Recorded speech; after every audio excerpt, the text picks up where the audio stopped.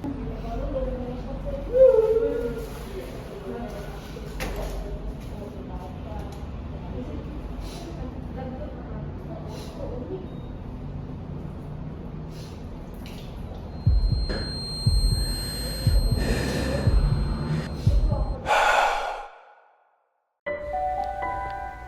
ang nakikita nila.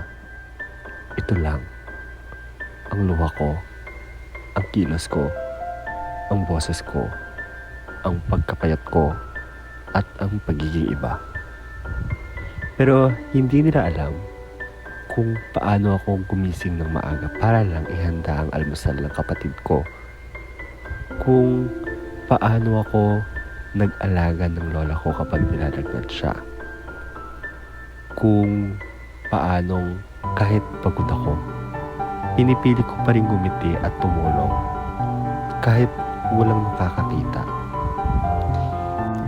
Hindi nila alam na ako rin ang nagtatakip ng problema ng pamilya para lang hindi madagdagan ng bigat nila.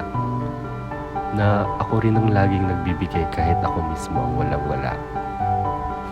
Pero lahat ng ito, hindi nila nakikita. Ang nakikita lang nila ay ang pagkakaiba. Ang iniinsulto nila ay hindi lang kung paano ako maglakad, magsalita, o tumawa, kundi pati ang kabutihan kong hindi nila sinubukang kilalanin. Alam ko kung sino ako at hindi base sa opinion nila.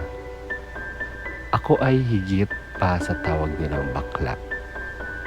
Ako ay mabuti, mapagmahal, at matatag.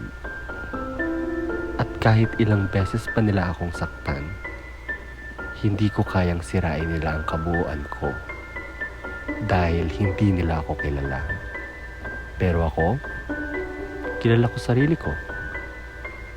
At sa lahat ng ginawa ko, hindi dahil gusto kong mapansin, kundi dahil iyon talaga ako. At doon ako proud.